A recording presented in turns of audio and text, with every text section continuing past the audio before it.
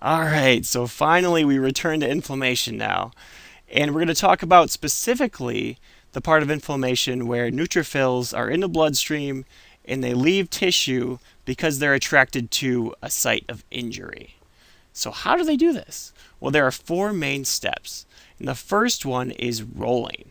So, before the neutrophils can even get into this tissue, they have to sort of roll along and loosely bind to the endothelium. So there are certain receptors that actually mediate the rolling step. Do you know what those are? So they're actually selectins, ENP selectins, so that you can think of them selecting for the neutrophils before they're tightly bound. And there are actually corresponding receptors on the neutrophils. Do you know what those are? Sialyl-Lewis X receptors.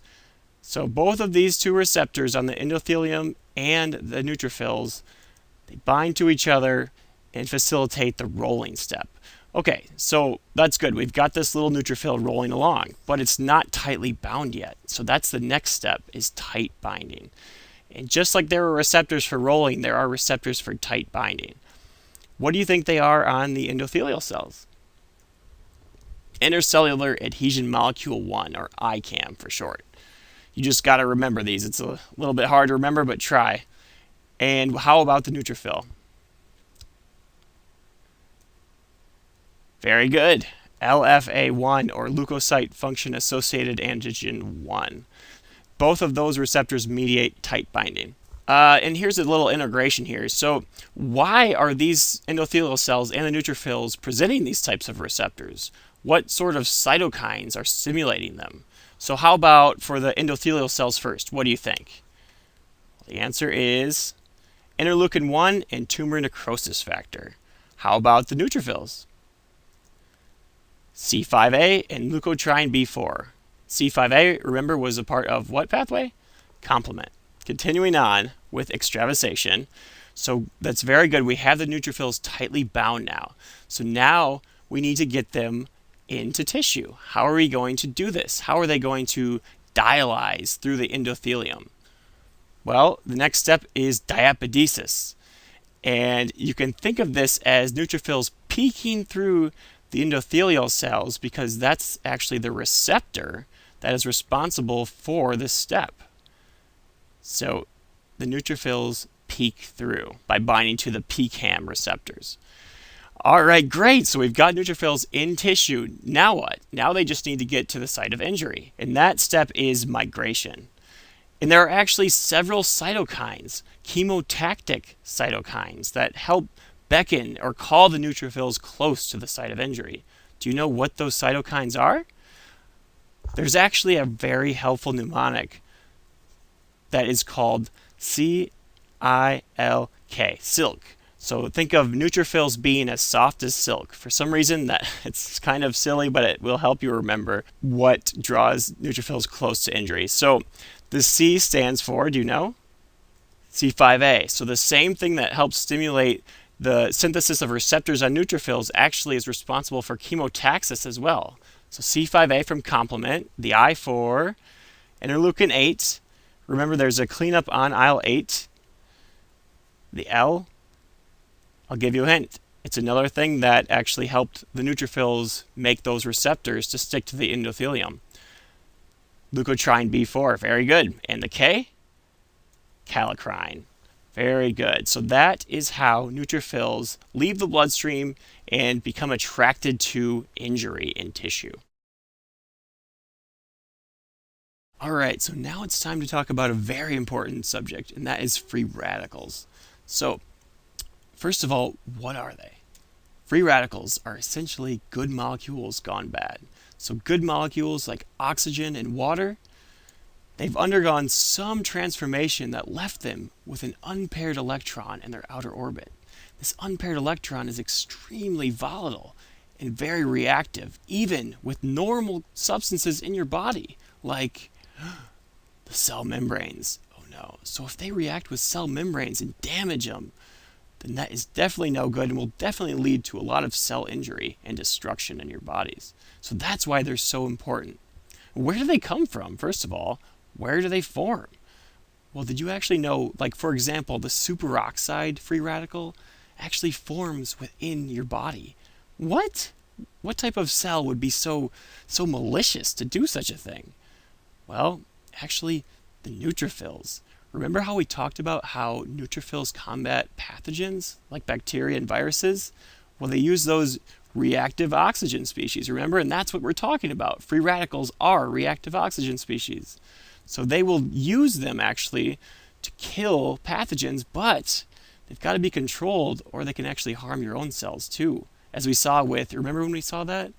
Reperfusion injury, remember? Yeah. So what enzyme actually is responsible for generating this superoxide free radical? It's actually NADPH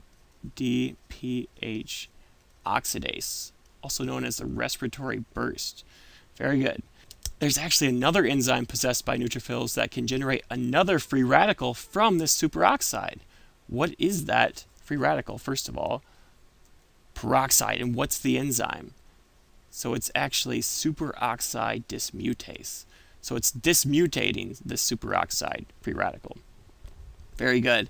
And in turn, this peroxide can actually turn into another type of free radical that is most harmful to pathogens. And that is adding actually chloride, the chloride ion, to this peroxide and synthesizing, do you know? A hypochlorite free radical that is essentially bleach. What is the enzyme? This is actually a very important enzyme for you to know. Myeloperoxidase. Just keep that in mind because this is going to be important when you study your immunologic diseases. So, getting back to these free radicals, so we've generated two of them. There's another very important one too. This peroxide can actually turn into another type of free radical. It's not physiologic typically, it's generally pathologic. And this free radical is, do you know? The hydroxyl free radical. What do you think is the most common reaction to generate this hydroxyl free radical?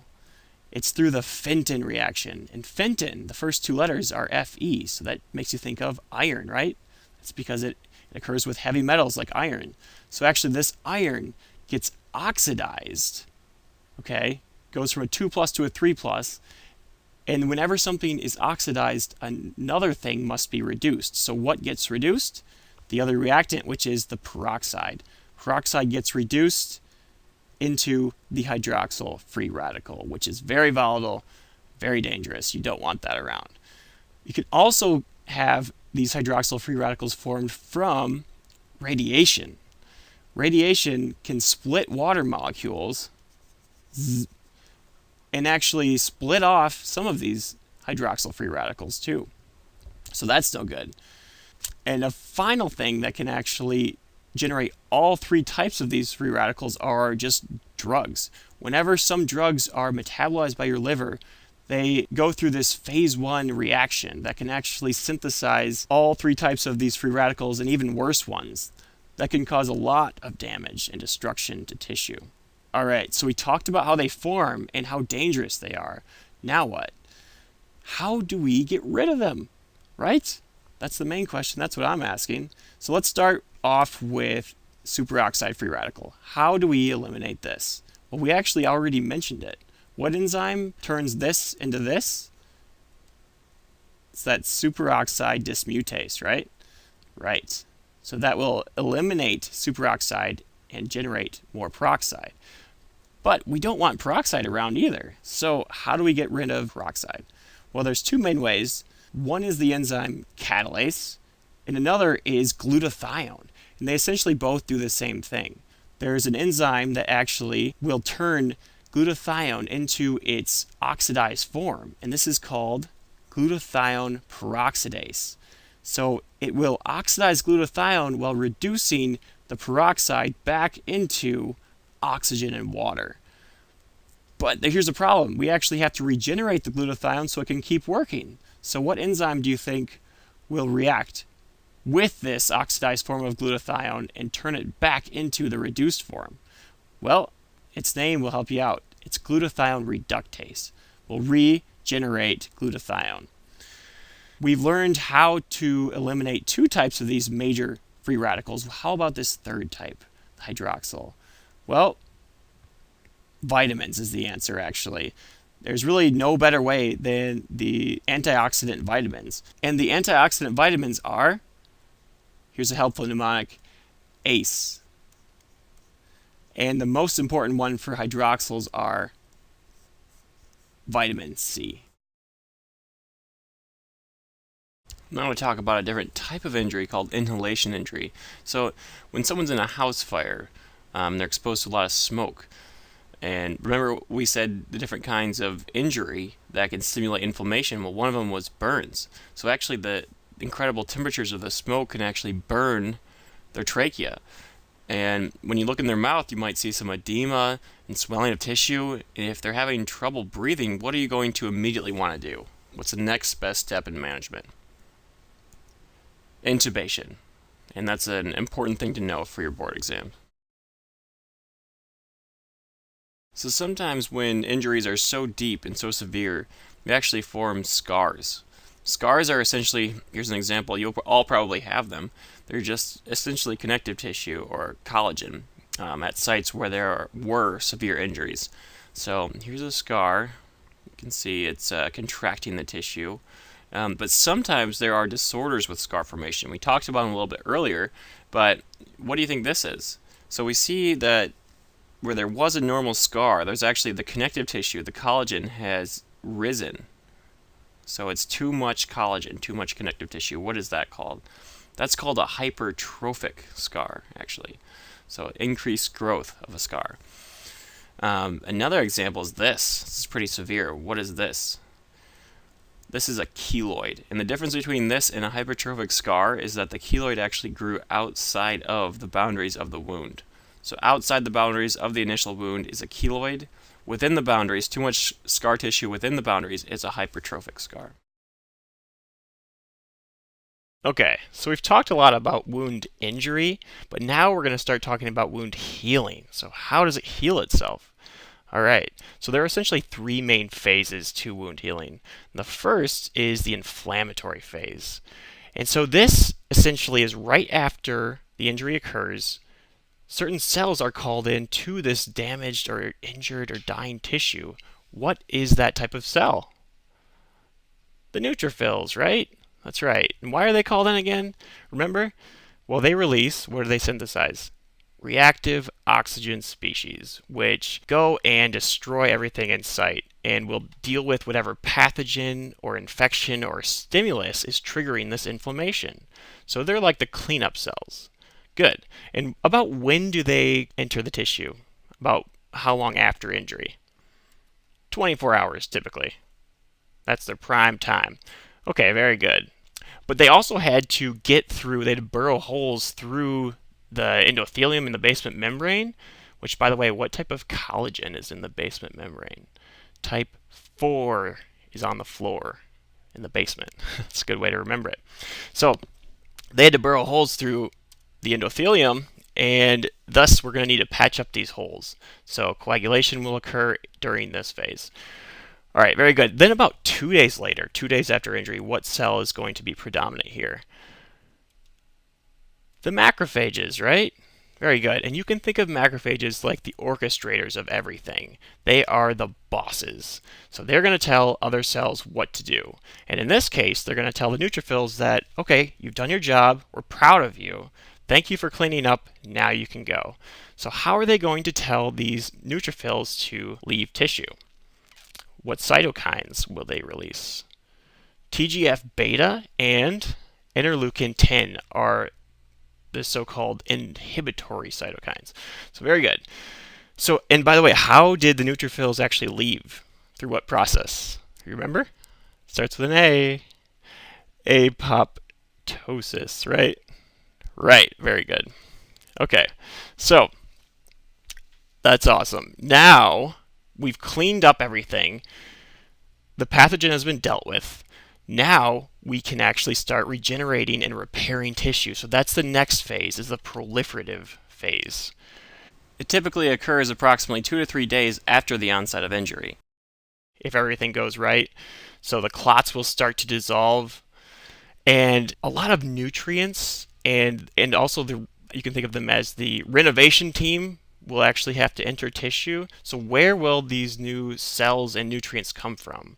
How will they be transported to this repairing tissue? By capillaries, right? Capillaries, or another name for this is granulation tissue. And what cell do you think actually stimulates the formation of this granulation tissue? That's right, our friends the macrophages again. So they will release cytokines that stimulate what's called neovascularization. What cytokines stimulate that? Fibroblast growth factor not only stimulates fibroblasts but also angiogenesis, or this formation of granulation tissue, or capillaries. And one more big one, VEGF. Very good. All right, so moving on. We have these capillaries now, and from them, like I said, come the renovation team, which are these spindle-shaped cells. What is the name for these? What are these called? Fibroblasts, right? And what cell do you think stimulates them? The macrophages again, very good. We'll stimulate them to... And what cytokines will stimulate them? TGF alpha is a big one, and platelet-derived growth factor, good, and TGF beta. So those are the three main ones you should know. Just commit those to memory, in addition to the other many cytokines you should know. All right, so stimulates the fibroblasts to do what? What do fibroblasts do, actually? They make collagen. What type of collagen this time? There are four main types. What type of collagen is synthesized initially by fibroblasts? Type 3. Very good. Okay, so certain types of fibroblasts can actually contract the injured tissue. What type of fibroblast is that? It's actually the myofibroblasts. Myo means muscle, and so that's because they contract. And so that's actually a very important question on boards. They'll ask you what cell is responsible for wound contraction, the myofibroblasts. So terrific. We've contracted tissue. Now we just need to grow some more cells. So regeneration of the epithelium and other cells will occur, and our tissue will start to look more like it once did. Very good. Now we're ready for the final phase, which is remodeling. So everything's healed. We just need to get rid of the cleanup team now. We're done with them. We don't need them anymore. They will start to disappear about 1 week, so weeks to months later. These cells will start to fade away. Granulation tissue will fade, and so will macrophages and fibroblasts. And then a certain thing happens, actually. This type 3 collagen is converted into another type of collagen. What type is that? Type 1. Very good. So why? Why does that occur? Well, the reason is type 1 is very strong. It has the highest tensile strength. And why is that? It's because of cross-linking. So actually these collagen fibrils are cross-linked to one another. How does that happen? Well, something actually places hydroxyl groups onto the fibrils. What does that? What facilitates that? Vitamin C, actually. And then these hydroxyl groups are cross-linked to one another by another enzyme. What is that? Lysyl oxidase is the enzyme. And there's actually a metal that's a cofactor for this enzyme. What is that metal? Copper. This is all very good stuff to know for boards. Now that we have these cross-links, this collagen is much stronger, and therefore this tissue is now much stronger. And by the way, what enzyme actually converted type 3 to type 1 collagen? That enzyme was a metalloproteinase, and there's actually another trace metal responsible for that, and that is zinc. And so while we're at it, let's just quickly review the four main types of collagen. So type 1, we just talked about that, highest tensile strength in skin, tendons, and bones. And that's actually a way you can remember it, is the word bone has the word 1 in it. So that helps you remember that. Type 2, where's that? Type 2, you can remember this because it's cartilage. It's in cartilage. Type 3, we just talked about, it's in the early stages of wound repair. Where else can we see it? It's in very pliable tissues like the uterus and blood vessels. So that's that one. It's very pliable. Okay, type 4, talked about that one already. Type 4 is on the floor. It's in the basement membrane. Very good. Nice little collagen review there.